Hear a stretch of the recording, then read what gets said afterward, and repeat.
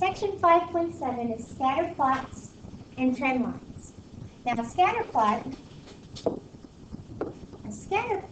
is a graph that relates two different sets of data by displaying them as ordered pairs. Okay? And when you display them as ordered pairs, you just graph on a coordinate grid. Okay? So, it says most scatter plots are in the first quadrant of the coordinate plane because the data are usually positive integers.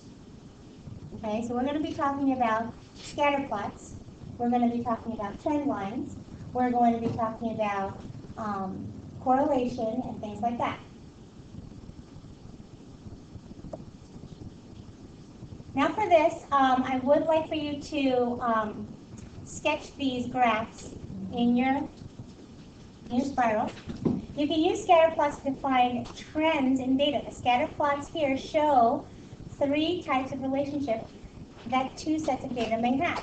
Now, when you have, like in this first graph, you have the plotted points going up and up and up and up. That, of course, is a positive correlation because as the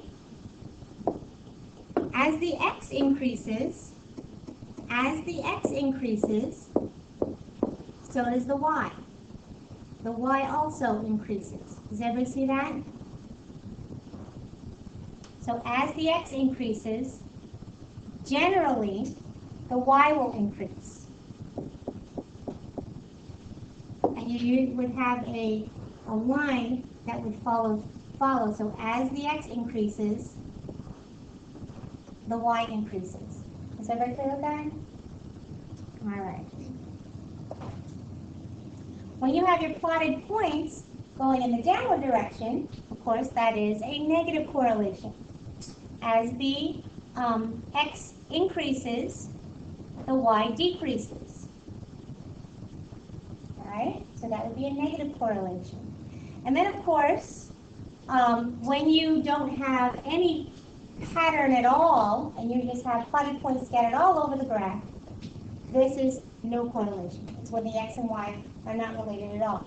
So let's think of some examples of ways that we can have a positive correlation for a scatter plot.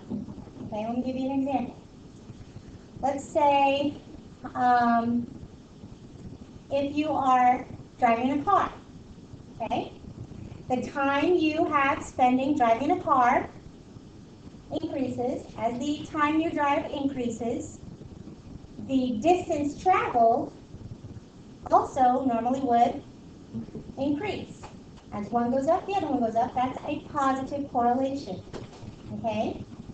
Taking that car again. As you drive a car, the longer you drive this car, what happens to the amount of gas in the gas tank?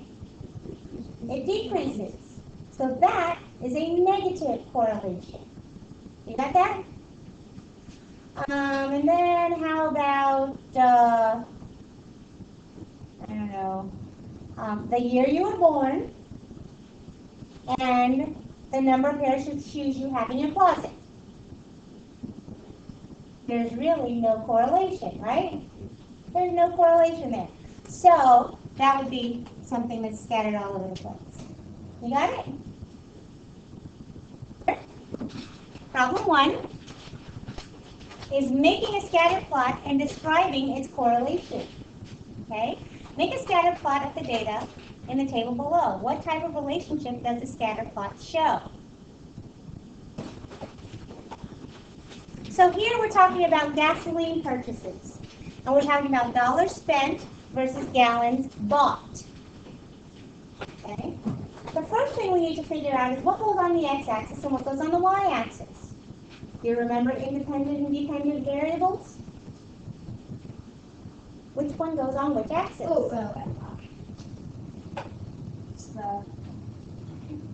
independent is the x. No, the independent is the y. The independent is the x. Oh, I thought you should say that. Okay. No. And the dependent is the y. Very good. So the independent variable, the x, is the independent. The y is the dependent. Now remember, the independent variable is the one that does the affecting.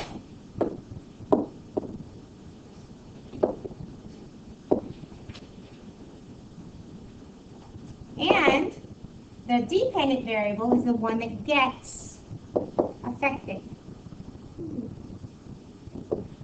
Okay? So when we are putting gas in the car, which one is the dependent and which one is the independent? Which one causes the other to change? Yes. Yes. Gallons bought is the independent variable, and the dollars spent is the dependent. Very good. So the gallons that you put in your tank determines how much you're going to pay, right? So gallons bought is my X, and dollars spent is my Y. All right, so the next thing we're going to do is we're going to graph each of these points on our coordinate grid. So let's see, the X, we're going from, the lowest point is what? 1.1. 1.1. The highest is 3.3. 3.3. So let's go up to 4. Yeah. And we'll count by halves. Is that all right? Like 0.5. So down here, we're going to put gallons bought.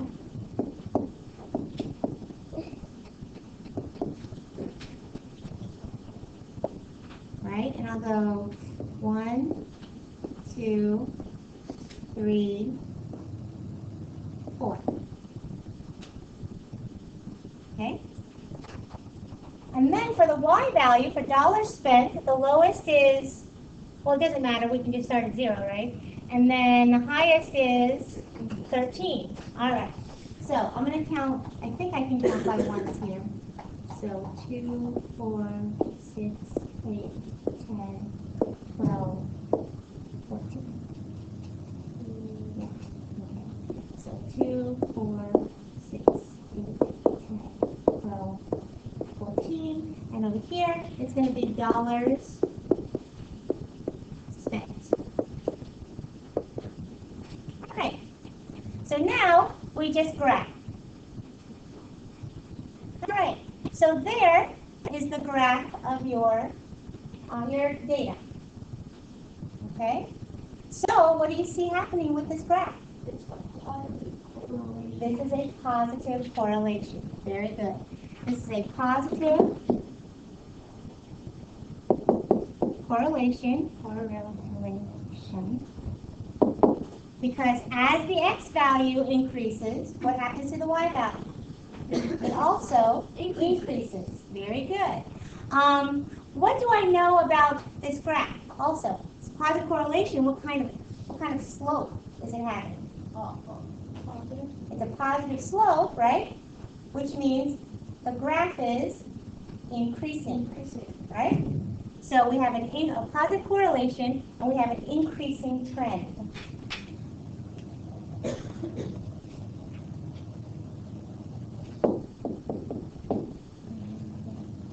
Okay? And that's problem 1. All right, when two sets of data have a positive or negative correlation, you can use a trend line to show the correlation more clearly.